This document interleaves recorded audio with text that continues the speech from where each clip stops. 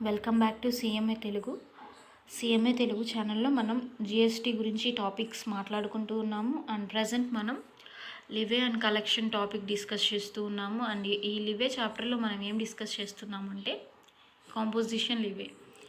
So composition లివే అంటే ఏంటి అంటే కొంతమంది సర్టెన్ మ్యానుఫ్యాక్చరర్స్కి, అలాగే రెస్టారెంట్ ఓనర్స్కి, అలాగే ట్రేడర్స్ ఎవరైతే వేరే అదర్ పర్సన్స్ మ్యానుఫ్యాక్చర్ చేసిన గూడ్స్ని పర్చేస్ చేసి ప్రాఫిట్ యాడ్ చేసుకొని సేల్ చేస్తూ ఉంటారనమాట. అలాంటి వాళ్ళని ట్రేడర్స్ అంటాం. అలా కాకుండా మనమే మెటీరియల్ తెచ్చి మనమే సప్లై చేస్తూ ఉన్నాం అనుకోండి, మనమే మ్యానుఫ్యాక్చర్ చేసి సప్లై చేస్తూ ఉంటే వాళ్ళని మ్యానుఫ్యాక్చరర్ అంటారు.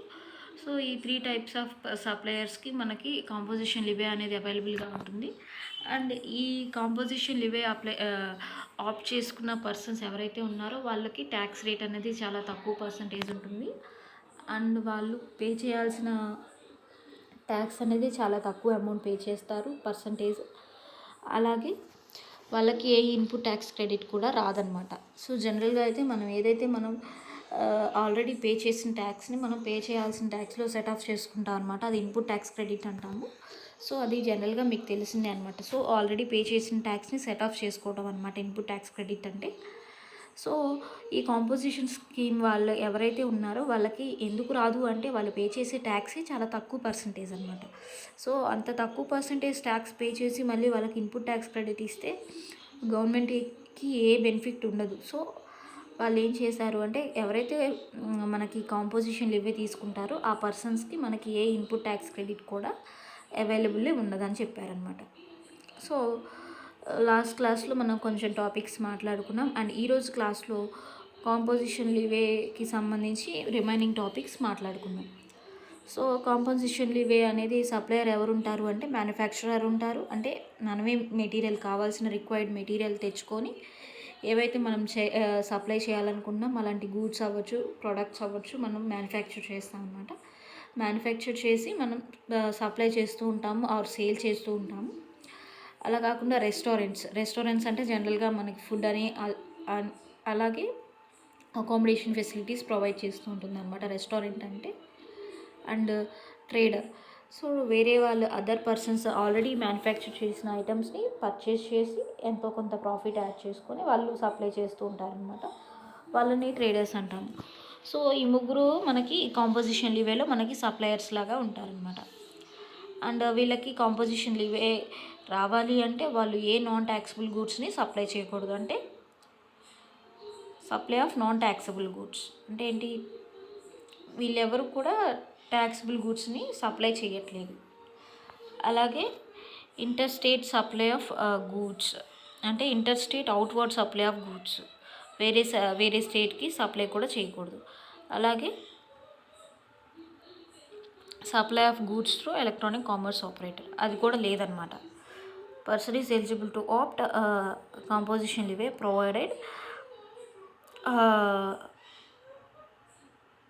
provided previous year aggregate turnover does not exceed 1.5 crores అనమాట.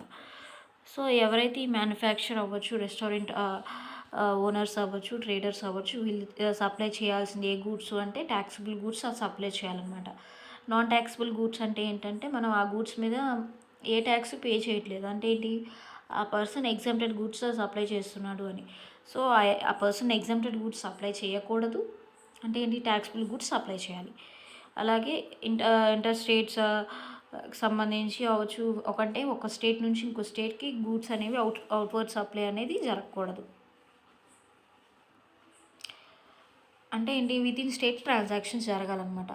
సో అవుట్వర్డ్ స్టేట్ ట్రాన్సాక్షన్స్ అనేవి జరగకూడదు, విత్ ఇన్ స్టేట్ ట్రాన్సాక్షన్స్ జరగాలి.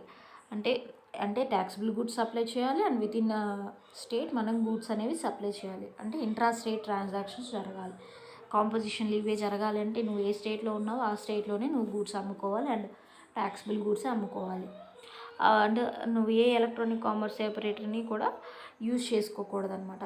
ఎవరైతే ఈసీఓ డీలర్స్ ఉంటారో, ఎలక్ట్రానిక్ కామర్స్ ఆపరేటర్స్ ఉంటారో వాళ్ళ నుంచి ఏ సర్వీసెస్ కూడా నువ్వు తీసుకోకూడదు. సో అంటే ఎగ్జామ్టెడ్ గూడ్స్ సప్లై చేయకూడదు, అలాగే ఇంటర్ స్టేట్ ట్రాన్సాక్షన్స్ చేయకూడదు, అలాగే ఏ ఈసీఓని మనం కాంటాక్ట్ అవి వాళ్ళ సర్వీసెస్ని తీసుకోకూడదు. సో ఈ మూడిట్లో ఏది కూడా మనం చేయకూడదు అనమాట. మనం కాంపోజిషన్ స్కీమ్ అనేది తీసుకోవాలి అంటే ఈ ముగ్గురిని కూడా మనం తీసేయాలన్నమాట. అంటే ఏంటి, మన ట్యాక్సిబుల్ గూడ్స్ సప్లై చేయాలి, వితిన్ స్టేట్ మనం సప్లైస్ జరపాలి. అలాగే ఏ అదర్ ఎలక్ట్రానిక్ కామర్స్ ఆపరేటర్ని కూడా మనం యూజ్ చేసుకోకూడదు. అలా చేసుకోకుండా ఉన్నట్లయితే మనం ఎలిజిబుల్ అనమాట. Person is eligible to opt composition levy. కానీ ఇక్కడ ఇంకో కండిషన్ ఏంటంటే, వాళ్ళకి ఏదైతే లాస్ట్ ఇయర్ టర్న్ ఓవర్, ఏదైతే ప్రీవియస్ ఇయర్ టర్న్ ఓవర్ ఉంటుందో ఆ టర్న్ ఓవర్ అనేది 1.5 crore ఉండాలి, ఆర్ 1.5 crore కంటే కూడా తక్కువ అమౌంట్ ఉండాలన్నమాట.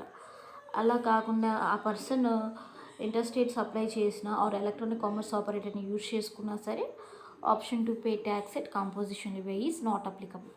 సో వాళ్ళు ఎగ్జామ్టెడ్ గుడ్స్ సప్లై చేసిన ఆర్ ఇంటర్స్టేట్, ఒక స్టేట్ నుంచి ఇంకో స్టేట్కి సప్లైస్ జరిపిన ఆర్ ఎలక్ట్రానిక్ కామర్స్ ఆపరేటర్ని యూజ్ చేసుకున్నా కానీ వీటన్నిటికీ ఎస్ అని చెప్పి సిచ్యువేషన్ ఇచ్చారు చూడండి ఇక్కడ.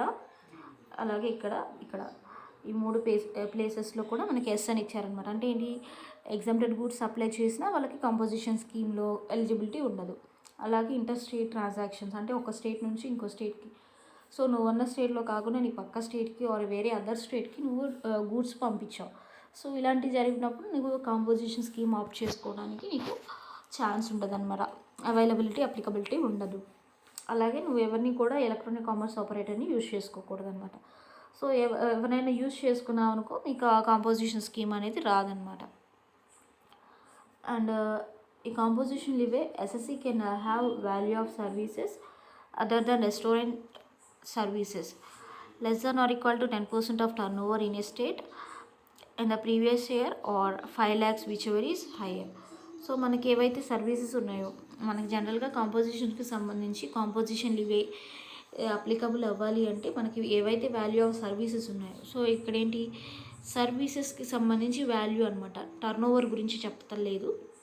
అంటే ఏంటి, ఏవైతే వాళ్ళ అగ్రిగేట్ సర్వీసెస్ అవ్వచ్చు ఆర్ వాళ్ళ పరాణం ఆర్ పర్ మంత్ అవ్వచ్చు, ఏవైనా సరే సర్వీసెస్కి సంబంధించి టోటల్ వాల్యూ ఉందో ఆ వాల్యూ అనేది మన టోటల్ ఏదైతే మన స్టేట్లో ఉంటున్నామో ఆ స్టేట్ సంబంధించి టోటల్ టర్న్ ఓవర్లో 10% మాత్రమే ఉండాలన్నమాట సర్వీస్కి సంబంధించిన వాల్యూ. సో ఒక కండిషన్ ఏం చెప్పారు ఈ కాంపోజిషన్ లివేకి అంటే, వాళ్ళ previous year turn over 1.5 crores లోపు ఉండాలి ఆర్ 1.5 crore ఉండాలి అని చెప్పారు. Less than or equal to 1.5 crore ఉండాలి కాంపోజిషన్ స్కీమ్ రావాలంటే అని చెప్పారు. అండ్ ఇంకో కండిషన్ ఏంటి అంటే, ఈ కాంపోజిషన్ లివేలో ఉన్న వాళ్ళకి ఏదైతే మన సర్వీసెస్ వాల్యూ ఉంటుందో, అంటే వాల్యూ ఆఫ్ సర్వీసెస్ ఉంటుందో, రెస్టారెంట్ని తీసేశారండి దీంట్లో. అంటే రెస్టారెంట్ సర్వీసెస్ కాకుండా వేరే అదర్ సర్వీసెస్ ఏవైతే ఉన్నాయో మిగతా సర్వీసెస్ అన్నీ కూడా మనకి ఏవైతే Schedule 2లో CGST యాక్ట్ Schedule 2లో మనకి ఇవి సర్వీసెస్, ఇవి గూడ్స్ అని చెప్తారనమాట. సో ఆ సర్వీసెస్లో ఏ సర్వీసెస్ అయినా అవని, రెస్టారెంట్ సర్వీసెస్ తప్పితే వేరే అదర్ సర్వీసెస్, ఆ సర్వీసెస్ అన్నిటి వాల్యూ మన పరాణం అంటే మన ప్రీవియస్ ఇయర్ స్టేట్కి సంబంధించి టోటల్ టర్న్ ఓవర్ ఏదైతే ఉంటుందో, అంటే ఇది టోటల్ సేల్స్ అవ్వచ్చు, టోటల్ సప్లైస్ అవ్వచ్చు, దాన్ని మనం టర్న్ ఓవర్ అంటాము. సో మన స్టేట్కి సంబంధించి టోటల్ టర్న్ ఓవర్ ఏదైతే ఉంటుందో ఆ టోటల్ టర్న్ ఓవర్లో less than or equal to 10% of total turn over అని ఉండాలన్నమాట. ఆర్ 5 lakhs అంటే ఏంటి, మన state turn over suppose 10 lakhs ఉందనుకోండి, 10 lakhsలో 10% అంటే ఎంత, 10,000 or 5 lakhs whichever is higher అంటే మనం 5 lakhs అనేది మనం కాంపోజిషన్ స్కీమ్కి మన ఎలిజిబిలిటీ అనమాట. సో అంటే ఈ వాల్యూ ఆఫ్ సర్వీసెస్ అనేవి కనీసం 5 lakhs ఉండాలన్నమాట. అండ్ వాళ్ళ ప్రీవియస్ ఇయర్ టర్న్ ఓవర్ ఏదైతే ఉందో అది 1.5 crore లోపు ఉండాలన్నమాట. సో ఇది రిలేటింగ్ టు కాంపోజిషన్ లివే అనమాట. సో మనకి ఇక్కడ ఏం చెప్తున్నారు అంటే, వాళ్ళు మ్యానుఫ్యాక్చరర్ అవ్వచ్చు, రెస్టారెంట్స్ వాళ్ళు అవ్వచ్చు, ట్రేడర్స్ అవ్వచ్చు, వీళ్ళెవరూ కూడా నాన్ ట్యాక్సిబుల్ గూడ్స్ని సప్లై చేయకూడదు, అంటే ఎగ్జామ్టెడ్ గూడ్స్ని సప్లై చేయకూడదు. అంటే ఏంటి, వాళ్ళు ట్యాక్స్ రేట్ అనేది తక్కువ పడాలన్న దానికోసం, అంటే ట్యాక్స్ తక్కువ పే చేయాలి అన్న దానికోసం వాళ్ళు కాంపోజిషన్ స్కీమ్ని ఆప్ట్ చేసుకుంటున్నారు. అంతేకాని వాళ్ళు ఎగ్జామ్టెడ్ గూడ్స్ సప్లై చేశారనుకోండి, వాళ్ళకేంటి ఒకేసారి 2 బెనిఫిట్స్ వస్తాయన్నమాట. సో ఎగ్జామ్టెడ్ గూడ్స్ సప్లై చేసినా ట్యాక్స్ పే చేయాల్సిన అవసరం లేదు. అలాగే కాంపోజిషన్ స్కీమ్లో ఉన్న వాళ్ళకు కూడా ట్యాక్స్ అనేది చాలా తక్కువ రేట్ అనేది పే చేయాల్సి ఉంటుంది. సో ఒకేసారి 2 బెనిఫిట్స్ ఉంటాయన్నమాట వాళ్ళకి. సో అందుకోసం ఏం చేశారు అంటే కాంపోజిషన్ స్కీమ్లో ఉన్న వాళ్ళు ఎగ్జామ్టెడ్ గూడ్స్ని సప్లై చేయకూడదు. జనరల్గా అయితే ఎగ్జామ్టెడ్ గూడ్స్ సప్లై చేస్తే ఆ సప్లయర్ ట్యాక్స్ పే చేయాల్సిన అవసరం లేదు, ఎందుకంటే అది నెగిటివ్ లిస్ట్, జిఎస్టీ అనేది రాదు అనమాట. సో ఆ పర్సన్ ఎగ్జామ్టెడ్ గూడ్స్ సప్లై చేయకూడదు, అలాగే ఇంటర్స్టేట్ ట్రాన్సాక్షన్ చేయకూడదు, అలాగే ఎలక్ట్రానిక్ కామర్స్ ఆపరేటర్కి సంబంధించి ఏ సర్వీసెస్ కూడా యూటిలైజ్ చేసుకోకూడదు అనమాట. అప్పుడు ఆ మ్యానుఫ్యాక్చరర్కి కానీ, ఆ రెస్టారెంట్ ఓనర్ కానీ, అలాగే ఆ ట్రేడర్కి కానీ మనకి కాంపోజిషన్ లీవేకి ఎలిజిబిలిటీ ఉంటుందన్నమాట. అండ్ ఈ కాంపోజిషన్ స్కీమ్కి ఎలిజిబిలిటీ ఉండాలంటే 3 కండిషన్స్ అనమాట. ఒకటేమో వాల్యూ ఆఫ్ సర్వీసెస్, అంటే మనకి ఏవైతే రెస్టారెంట్ సర్వీసెస్ కాకుండా వేరే అదర్ సర్వీసెస్ ఏవైతే ఉన్నాయో ఆ అదర్ సర్వీసెస్ టోటల్ వాల్యూ వచ్చేసి 10% or less than or equal to 10% అనమాట. మన స్టేట్ టర్న్ ఓవర్లో ఏదైతే 10% or less than or equal to 10% ఉంటుందో ఆ amount or 5 lakhs whichever is higher ఏదైతే వస్తుందో అదొక కండిషన్ అనమాట. వాల్యూ ఆఫ్ సర్వీసెస్ ఒక కండిషను. అలాగే ఈ 3 అనమాట, ట్యాక్సిబుల్ గూడ్స్ని సప్లై చేయాలి, విత్ ఇన్ స్టేట్ సప్లై చేయాలి, అలాగే ఏ ఎలక్ట్రానిక్ కామర్స్ ఆపరేటర్ని కూడా యూజ్ చేసుకోకూడదు, ఇది ఒక కండిషన్. అండ్ ఇంకో కండిషన్ ఏంటి అంటే ఆ పర్సన్ ఎవరైతే ఎలిజిబిలిటీ ఉన్నారో వాళ్ళ ప్రీవియస్ ఇయర్ టర్న్ ఓవర్ అనేది 1.5 crores లోపు మాత్రమే ఉండాలి. అంటే 1.5 crore లోపు ఆర్ 1.5 కంటే కూడా తక్కువ మాత్రమే ఉండాలన్నమాట. అప్పుడే ఈ 3 కండిషన్స్ సాటిస్ఫై చేసినట్టు అనమాట. So 5 lakhs or less than or equal to 10% of value of service. And ఈ 3 ఎగ్జామ్టెడ్ గూడ్స్ చేయకూడదు, ఇంటర్స్టేట్ ట్రాన్సాక్షన్ చేయకూడదు, అలాగే ఎలక్ట్రానిక్ కామర్స్ ఆపరేటర్ని యూజ్ చేయకూడదు, and aggregate turn over 1.5 crore అనేది దాటకూడదు. ఇవన్నీ కండిషన్స్ సాటిస్ఫై చేస్తే మనం కాంపోజిషన్ లీవేకి ఎలిజిబుల్ అనమాట, ఆ స్కీమ్ని యూజ్ చేసుకోవచ్చు. అండ్ ఇక్కడ ఏం చెప్తున్నారో చూడండి. For the purpose of determination of 10% of turnover in a state or union territory in the preceding financial year or 5 lakhs whichever is higher. So మనకి ఇక్కడ ఏదైతే వాల్యూ ఆఫ్ సర్వీస్ మనం ఇలా క్యాలిక్యులేట్ చేయాలని చెప్పారు కదా. So less than or equal to 10% in a state or 5 lakhs whichever is higher. So ఆ state టర్న్ ఓవర్లోంచి 10% or less than or equal to 10% ఎలా క్యాలిక్యులేట్ చేస్తాము, ఆర్ 5 lakhs ఎలాగా, ఇవన్నీ కూడా మనకి ఇక్కడ ఎక్స్ప్లెయిన్ చేస్తున్నారనమాట. with effect from 1st August 2019, explanation inserted with regarded to turnover. So మనకి ఏదైతే దీనికి సంబంధించి ఏదైతే వాల్యూ ఆఫ్ సర్వీస్కి సంబంధించి ఏదైతే ఈ పాయింట్ చెప్పారో కాంపోజిషన్ లీవేలో, దానికి సంబంధించి మనకి ఎక్స్ప్లెనేషన్ ఒకటి ఇచ్చారనమాట, అంటే క్లారిటీ ఇచ్చారు. సో స్టేట్ టర్న్ ఓవర్ అన్నారు, స్టేట్ టర్న్ ఓవర్లో మనకి 10% కంటే తక్కువ ఉండాలి, 10% ఉండాలి, అలాగే 5 lakhs లోపు ఉండాలి, విచ్ ఎవర్ ఈస్ హయ్యర్ అన్నారు, దాన్ని వాల్యూ ఆఫ్ సర్వీస్ లాగా ట్రీట్ చేయమన్నారు. సో దాని గురించి ఎక్స్ప్లెనేషన్ ఏంటి అని మనకి ఒకటి చెప్తున్నారనమాట. ఎప్పుడు చెప్పారు, 1st August 2019లో చెప్పారనమాట టర్న్ ఓవర్కి సంబంధించి. So the value of exempted supply of service provided by way of extending deposits, loans or advances insofar as the consideration is represented by way of interest or discount shall not be taken into account for determining the value of turnover in a state or union territory. So మనకి ఏవైతే కొన్ని exempted services ఉంటాయి, అంటే మనం ఇందాక ఏం చెప్పాము, exempted goods అని చెప్పాము. సో మనకి ఇక్కడ ఎగ్జామ్టెడ్ సర్వీసెస్ అనమాట, ఇక్కడ ఎగ్జామ్టెడ్ గూడ్స్ సప్లై చేయకూడదు అన్నారు, ఇది వేరే పాయింట్ అనమాట. సో ఇక్కడ సర్వీసెస్ అనమాట, ఎవరైతే ఆ పర్సన్ ఆ సప్లయర్ ఎవరైతే ఉన్నారో ఆ సప్లయర్ ఏం చేస్తున్నాడంటే ఎగ్జామ్టెడ్ సర్వీసెస్ని సప్లై చేస్తున్నాడు అనమాట. So the value of exempted supply of services provided by way of deposits. So మనకి ఏవైతే డిపాజిట్స్ ఉన్నాయో, అంటే మనం ముందుగానే ఇంత అమౌంట్ అని డిపాజిట్స్ వేస్తుంటాం కదా, సో ఆ డిపాజిట్ అమౌంట్స్ని ఎక్స్టెండ్ చేయొచ్చు, extending of deposits, loans or advances insofar as consideration. So అలాగే డిస్కౌంట్స్ అవ్వచ్చు, ఇంట్రెస్ట్ అవ్వచ్చు, shall not be taken into account for determining the value of turn over in a state or union territory. So ఇక్కడ ఏవైతే deposits అయినా, loans అయినా, advances అయినా సరే మనకి ఎగ్జామ్టెడ్ సర్వీస్కి సంబంధించి ఏవైనా సరే కలెక్ట్ చేసామనుకోండి, అవి కన్సిడర్ చేయరనమాట. Shall not be taken into account for determining value of turn over.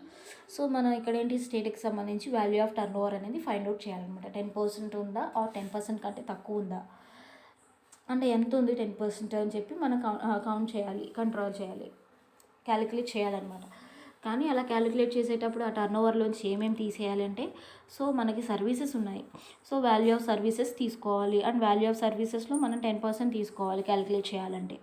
కానీ ఇక్కడ ఏం చెప్పారు, మనకి ఏవైతే ఎగ్జంప్టెడ్ సర్వీసెస్ మనం సప్లై చేసామో ఆ ఎగ్జంప్టెడ్ సర్వీసెస్కి సంబంధించి డిపాజిట్స్ అయినా, ఇంట్రెస్ట్ అయినా, డిస్కౌంట్ అయినా సరే మనం ఎక్స్క్లూడ్ చేయాలన్నమాట. సో ఏంటి, మన టోటల్ వాల్యూ ఏదైతే మనకి ఉంటుందో ఎగ్జంప్టెడ్ సప్లైస్కి సంబంధించి టోటల్ వాల్యూ ఆఫ్ సప్లైలోంచి మనం ఎగ్జాంప్టెడ్ వాల్యూ ఆఫ్ సప్లైని తీసేయాలన్నమాట. అంటే ఏంటి, మన టోటల్ అగ్రిగేట్ వాల్యూ ఆఫ్ సర్వీసెస్లోంచి ఎగ్జాంప్టెడ్ సర్వీసెస్ని మనం లెస్ చేయాలి. ఎందుకంటే ఎగ్జాంప్టెడ్ సర్వీసెస్ మీద మనకి ఏ ట్యాక్స్ ఉండదు కాబట్టి మనం ఏంటి, టోటల్ అంటే ట్యాక్సిబుల్ ఒకటే కాదు, టోటల్ అగ్రిగేట్ వాల్యూ ఆఫ్ సర్వీసెస్లోంచి లెస్ చేయాలన్నమాట. ఏ అమౌంట్ లెస్ చేయాలంటే value of exempted services. So exempted services maybe loans అవ్వచ్చు, డిపాజిట్స్ అవ్వచ్చు, ఇంట్రెస్ట్ అవ్వచ్చు, ఇలాంటివి ఏవైనా సరే కన్సిడరేషన్స్ అవ్వచ్చు. అంటే సర్వీసెస్ తీసుకొని మనం కన్సిడరేషన్ పే చేస్తుంటాం. సో మన ఎగ్జంప్టెడ్ సర్వీస్ అనేది మనం ఇచ్చామన్నమాట. సో దానికి సంబంధించి ఏమన్నా సరే కన్సిడరేషన్ ఇచ్చారనుకోండి, అలాంటి వాటిని మనం ఎక్స్క్లూడ్ చేయాలన్నమాట. సో అవన్నీ కూడా మనకి ఏంటి, వాల్యూ ఆఫ్ టర్న్ ఓవర్ నుంచి చేసేటప్పుడు అవి అకౌంట్లోకి తీసుకోకూడదు అనమాట. Shall not be taken into account for determining the value of turn over in a state or union territory. దీనికి సంబంధించి ఒక ఎగ్జాంపుల్ ఇచ్చారు చూడండి. Example 97. So Raman co being a trader of cell phones registered under GST in the state of Tamil Nadu and furnished the following information relating to preceding financial year. So ఇక్కడ రామన్ కో అనే company ఒకటి ఉందన్నమాట, trading company. అంటే వాళ్ళు manufacture చేయరనమాట, already ఎవరో manufacture చేసిన వాటిని profit add చేసుకుని అమ్ముకునే వాళ్ళు అనమాట రామన్ కో అనే కంపెనీ. సో వీళ్ళు ఏం చేశారంటే రిజిస్టర్డ్ పర్సన్స్ అనమాట. వీళ్ళు తమిళనాడుకి సంబంధించిన వాళ్ళు, అంటే తమిళనాడు స్టేట్కి సంబంధించిన వాళ్ళు. అండ్ వీళ్ళ ఫైనాన్షియల్ ఇయర్లో మనకి అన్నీ కూడా విత్ ఇన్ స్టేట్ ట్రాన్సాక్షన్స్ జరిగినాయి. కొన్ని ట్యాక్సిబుల్ గూడ్స్కి జరిగినాయి, కొన్ని ఎగ్జాంప్టెడ్ గూడ్స్ జరిగినాయి. అవి ఏంటో చూద్దాం. Intra state supply of taxable goods 120 lakhs అనమాట. Intra state supply of exempted goods, ఇవేంటి, ఎగ్జాంప్టెడ్ గూడ్స్ ఏమో 10 lakhs జరిగినాయి, అండ్ ట్యాక్సిబుల్ గూడ్స్ ఏమో 120 lakhs జరిగినాయి. అలాగే గూడ్స్ అయిపోయింది. నెక్స్ట్ సర్వీసెస్ అనమాట. Intra state supply of taxable services 5 lakhs జరిగింది. అంటే ఏంటి, మనకి ట్యాక్సిబుల్ సర్వీసెస్ 5 lakhs ఉంది. మనకి ఒకటి గుర్తుపెట్టుకోండి, కాంపోజిషన్ స్కీమ్లో మనకి ఏమైనా సరే విత్ ఇన్ స్టేట్ ట్రాన్సాక్షన్ జరిగితేనే మనం తీసుకోవాలి. ఇంటర్ స్టేట్ అంటే ఒక స్టేట్ నుంచి ఇంకో స్టేట్ ట్రాన్సాక్షన్ జరిగినప్పుడు అవి తీసుకోకూడదు అనమాట. సో ఇంట్రా అంటే మనం ఏ స్టేట్లో ఉన్నామో ఆ స్టేట్లో within state transactions. So ఇవన్నీ కూడా మనకి విత్ ఇన్ స్టేట్ ట్రాన్సాక్షన్సే. సో కాంపోజిషన్ లీవేకి సంబంధించి టర్న్ ఓవర్ క్యాలిక్యులేట్ చేసేటప్పుడు ఇవి తీసుకోవచ్చు అనమాట. అలాగే intra state supply of exempted services. So మనకి ఎగ్జాంప్టెడ్ సర్వీసెస్ వచ్చేసి 3 lakhs జరిగినాయి అనమాట within state. And interest earned on deposits or loans or advances. So ఇవి ఎగ్జాంప్టెడ్ అని చెప్పలేదు. సో మనకి ఏవైతే డిపాజిట్స్, లోన్స్, అడ్వాన్సెస్ ఉన్నాయో వాటికి సంబంధించి ఇంట్రెస్ట్ అనేది మనం ఇంత సంపాదించామని చెప్పారనమాట, 15.5 lakhs. So whether Raman co is eligible for composition scheme in the current financial year. So మన కరెంట్ ఫైనాన్షియల్ ఇయర్లో ఆ పర్సన్ కాంపోజిషన్ స్కీమ్ని ఎలిజిబుల్ చేసుకోవచ్చా అని చెప్పి అంటున్నారు. అంటే ఏంటి, ఆ పర్సన్ ఎవరైతే రామన్ కో ఉన్నారో ఆ పర్సన్కి ఎలిజిబిలిటీ ఉందా లేదా అని చెప్పి మనం చెప్పాలన్నమాట. సో అంటే మనం ఏం ఫైండ్ అవుట్ చేయాలి, వాళ్ళ వాల్యూ ఆఫ్ సర్వీసెస్ అనేవి వాళ్ళ స్టేట్కి సంబంధించి టర్న్ ఓవర్లో 10% ఉందా or 5 lakhs whichever is higher ఉందా లేదా చూసుకోవాలన్నమాట. అండ్ వాళ్ళ ప్రీవియస్ ఇయర్ టర్న్ ఓవర్ వచ్చేసరికి 1.5 crore ఉండాలన్నమాట. అండ్ వాళ్ళు ఏ ఎగ్జాంప్టెడ్ గూడ్స్ సప్లై చేయకూడదు, ఏ ఎలక్ట్రానిక్ కామర్స్ యూజ్ చేయకూడదు, అలాగే ఇంటర్ స్టేట్ ట్రాన్సాక్షన్స్ కూడా చేయకూడదు. సో మన ఈ ఎగ్జాంపుల్ చూద్దాం. So inter state supply of taxable goods 120 lakhs, exempted goods 10 lakhs, and taxable services వచ్చేసి 5 lakhs, ఎగ్జాంప్టెడ్ సర్వీసెస్ వచ్చేసి 3 lakhs, మొత్తం కలిపి అగ్రిగేట్ టర్న్ ఓవర్. సో ఇక్కడ అగ్రిగేట్ టర్న్ ఓవర్ 138 lakhs వచ్చేసింది అనమాట. అండ్ ఇక్కడ రిమార్క్స్ కూడా చెప్తున్నారు addable into the aggregate turnover and not addable into the aggregate turnover. So ఏవైతే ఇంట్రెస్ట్ కావచ్చు, డిపాజిట్స్ కావచ్చు, లోన్స్ కావచ్చు, అడ్వాన్సెస్ కావచ్చు, ఇవి మన అగ్రిగేట్ టర్నోవర్లో యాడ్ చేయకూడదు అనమాట. సో ఇక్కడ పాయింట్లో మనకి అదే చెప్తున్నారు అనమాట. డిపాజిట్స్ అవ్వచ్చు, లోన్స్ అవ్వచ్చు, ఇవన్నీ కూడా మనకి ఇక్కడ టర్నోవర్లో యాడ్ చేయకూడదని చెప్తున్నారు. సో ఎగ్జామ్టెడ్ గూడ్స్కి సంబంధించి ట్యాక్సిబుల్ గూడ్స్కి సంబంధించి అండ్ ట్యాక్సిబుల్ సర్వీసెస్కి సంబంధించి ఇవన్నీ కూడా మనం టర్నోవర్లో యాడ్ చేయాలి. సో మనకి ఇక్కడ 10% ఆఫ్ టర్నోవర్ని ఎలా క్యాలిక్యులేట్ చేస్తాము అన్న దాని గురించి ఇక్కడ చెప్తున్నారనమాట. So value of services not exceed 10% of turnover or 5 lakhs whichever is higher, అది చూసుకోవాలన్నమాట. సో మన value of turnover value of services calculate చేయాలన్నమాట. మనం ఫస్ట్ కాంపోజిషన్ స్కీమ్లోకి ఎలిజిబుల్ ఉందా లేదా అన్న దానికోసం మనం ఏదైతే అగ్రిగేట్ టర్నోవర్ ఉంటుందో ఆ టర్నోవర్లో 10% ఉందా లేదా చూసుకోవాలి. ఆర్ 5 lakhs ఉందా లేదా, ఆర్ 5 lakhs కంటే తక్కువ ఉందా, విచ్ ఎవర్ ఈస్ హయ్యర్ అనేది చూసుకోవాలన్నమాట. సో ఆ కండిషన్ ఇక్కడ చెప్తున్నారు. Value of services not exceeding or equal to అయినా అనొచ్చు అనమాట. Not exceeding 10% of turnover or 5 lakhs whichever is higher. So ఇక్కడ ఏంటి, value of taxable output supply of services. So మనకేంటి ఇక్కడ సర్వీసెస్ గురించి చెప్తున్నారు అనమాట. మనకి ఇక్కడ సర్వీసెస్ ఎంత, taxable services, supply of taxable services 5 lakhs and exempted services ఎంత 3 lakhs. Total value of services ఎంత 8 lakhs. సో మనకి total value of services 8 lakhs. మనకేంటి supply of service as a percentage of turnover. So ఇక్కడ ఏంటి, మనం as a percentage of turnover service ఎంత supply చేసామన్న దాని గురించి చూసుకోవాలి. సో total value of services divided by aggregate turnover వేయాలన్నమాట. అంటే ఏంటి, మనకి టోటల్ వాల్యూ ఆఫ్ సర్వీసెస్ అనేవి 8 lakhs. అంటే ఏంటి, పర్సంటేజ్ క్యాలిక్యులేట్ చేసేటప్పుడు మనం దేనికి సంబంధించి ఫైండ్ అవుట్ చేసినా ఆ వాల్యూ అనేది పైన వేయాలి, అండ్ టోటల్ అగ్రిగేట్ ఎంత ఉందో అంతే అమౌంట్ కింద వేయాలన్నమాట. సో మన సర్వీసెస్ అన్నిటికీ సంబంధించి ఎగ్జామ్టెడా ఆర్ ట్యాక్సిబుల్ అని కాదు, టోటల్ సర్వీసెస్కి సంబంధించి ఎంత పర్సంటేజ్ ఉంది టర్నోవర్లో. సో మన టోటల్ టర్నోవర్ 138 ఉంది. సో టోటల్ ఏమో 138 ఉంది కాబట్టి కింద వేసాం. అండ్ సర్వీసెస్కి సంబంధించి పర్సంటేజ్ ఫైండ్ అవుట్ చేయాలి కాబట్టి total services 8 lakhs. So 8 lakhs by 138 lakhs into 100 మనకి 5.8% ఉందన్నమాట. సో మనకి ఎంతైతే సర్వీస్ మన టర్నోవర్లో సర్వీస్ పోర్షన్ ఎంత ఉంది అంటే 5.8% మనకి సర్వీస్ పోర్షన్ ఉందన్నమాట. So permissible limit 10% of turnover. So మనకేంటి 10% ఆఫ్ టర్నోవర్లో మనకి తీసుకోవాలని చెప్పి మనకి డెఫినేషన్లో చెప్పారు. కాంపోజిషన్ స్కీమ్లో రావాలి అంటే నువ్వు 10% ఆఫ్ టర్నోవర్ ఉండాలి or 5 lakhs whichever is higher ఉండాలి అని చెప్పారనమాట వాల్యూ ఆఫ్ సర్వీస్ అని. సో ఇక్కడ వాల్యూ ఆఫ్ ఎగ్జామ్టెడ్ సర్వీసా, వాల్యూ ఆఫ్ ట్యాక్సిబుల్ సర్వీసా అని చెప్పలేదు. సో మనం అదే చూడాలన్నమాట. సో మనకి ఇక్కడ టోటల్ టర్నోవర్ ఎంత ఉంది, 138 lakhs ఉంది. చూడండి, అగ్రిగేట్ టర్నోవర్ అన్న టోటల్ టర్నోవర్ అన్న ఒకటే. సో మన టోటల్ టర్నోవర్లో 10% ఆర్ లెస్ దాన్ 10% క్యాలిక్యులేట్ చేయాలి. సో 10% ఎంత, 138 lakhs ఇంటూ 10% అంటే 13.80 lakhs. సో 13.8 lakhs ఉందన్నమాట. అంటే 13,80,000 వస్తుంది మనకి అమౌంట్ అనేది 10% of turnover. Or 5 lakhs whichever is higher అంటే ఇది 13.8 అనేది మనకి చెప్పగానే తెలుస్తుంది అనమాట. With effect from 1st August 2019, interest earned on deposits or loans or advances shall not be taken into account for determining the value of turnover in a state or union territory or 5 lakhs whichever is higher. So ఇక్కడ ఏంటి 13.8 lakhs ఎక్కువ అంటే 13,80,000 ఎక్కువ, 5 lakhs ఎక్కువ, 13,80,000 ఎక్కువ.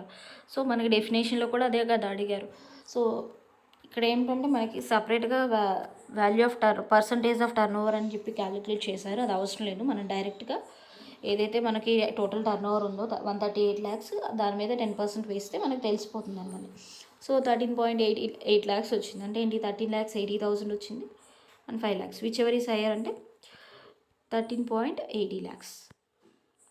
In the given case, supply of services excluding interest earned on deposits, loans, advances did not exceed permissible limits and hence Ram & Co is eligible for composition levy. So permissible limits అంటే ఎంత, వాళ్ళ previous year turn over 1.5 crore కంటే కూడా తక్కువ ఉంది. అంటే అట్లా 13,80,000 ఉంది. సో తక్కువే కదా 1.5 crore. సో క్రోర్ ఎక్కడ, ల్యాక్స్ ఎక్కడ? సో ల్యాక్స్ ఎప్పుడు తక్కువే కదా క్రోర్స్ కంటే. సో పర్మిసిబుల్ లిమిట్స్ లోపే ఉంది. సో ఈ రామన్ కో ఎలిజిబుల్ అనమాట.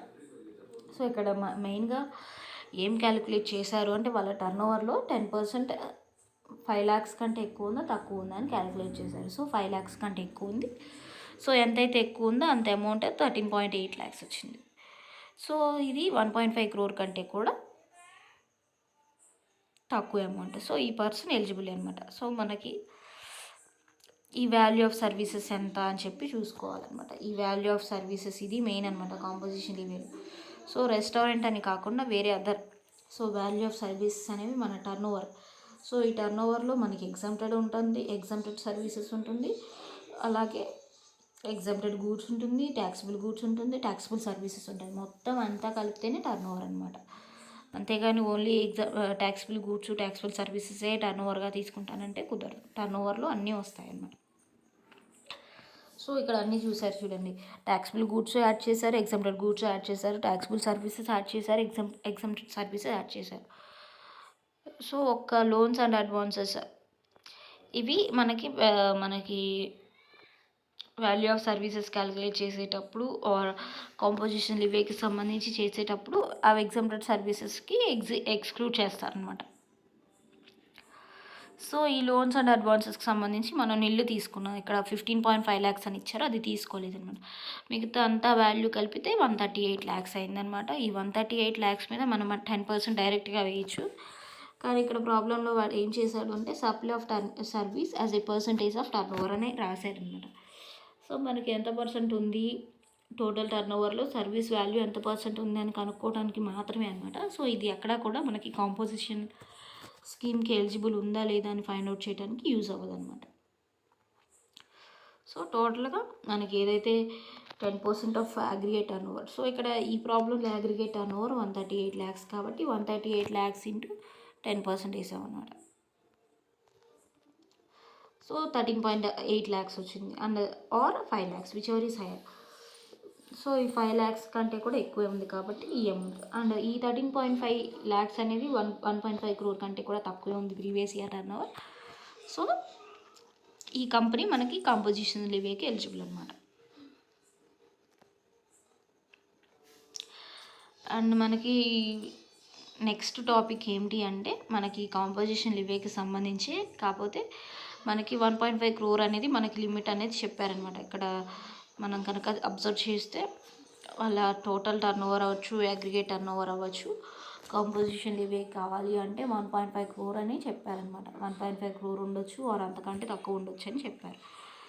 కానీ మనకి నెక్స్ట్ టాపిక్లో ఏంటంటే మనకి కొన్ని థ్రెషోల్డ్ లిమిట్స్ ఉన్నాయన్నమాట. ఆ థ్రెషోల్డ్ లిమిట్స్లో ఏంటి అంటే మనకి యూనియన్ టెరిటరీస్ అంటారు కదా, మనం ఫస్ట్ నుంచి మాట్లాడుకుంటూ ఉన్నాము. మనకి కొన్ని యూనియన్ టెరిటరీస్ ఉన్నాయని అండ్ కొన్ని ప్లేసెస్ ఉన్నాయి, వాటికి ఈ కాంపోజిషన్ లివేకి సంబంధించి టర్న్ ఓవర్ అనేది ఇంకొంచెం తక్కువ అమౌంట్ ఉంటుంది అనమాట. సో అంటే దాంట్లో 1.5 crore హాఫ్ అమౌంట్ ఎంత అంటే 75 lakhs అనమాట. సో వాళ్ళకి ఈ పర్టికులర్గా మనకి ఇక్కడ మెన్షన్ చేసిన స్టేట్స్లో మనకి ఏదైతే టర్న్ ఓవర్ తీసుకుంటామో కాంపోజిషన్ లివేకి సంబంధించి టర్న్ ఓవర్ 1.5 crore తీసుకుంటాం. కానీ ఇక్కడ మెన్షన్ చేసిన స్టేట్స్లో మనకి అగ్రిగేట్ టర్న్ ఓవర్ వచ్చేసి 75 lakhs ఉండాలన్నమాట. సో 75 lakhs దాటితే వాళ్ళకి కాంపోజిషన్ స్కీమ్ తీసుకోవడానికి ఛాన్స్ ఉండదు అనమాట. అంటే వాళ్ళు ట్యాక్స్ జనరల్గా ఎంతైతే ఉంటుందో అంతే ట్యాక్స్ పే చేయాలి. వాళ్ళు తక్కువ ట్యాక్స్ పే చేయడం కోసం మనకి జనరల్గా కాంపోజిషన్ స్కీమ్ అనేది తీసుకుంటారనమాట. So this is for 2 days class అనమాట. రేపు క్లాస్లో నెక్స్ట్ క్లాస్ చూద్దాము. అండ్ ఈరోజు క్లాస్లో ఇక్కడితో ఎండ్ చేస్తున్నాను. ఈరోజు క్లాస్ ఇక్కడితో ఎండ్ చేస్తున్నాను. And thanks for watching. Please like చేయండి, షేర్ చేయండి, సబ్స్క్రైబ్ చేయండి our channel CMA Telugu. Please like, share, subscribe to my channel CMA Telugu.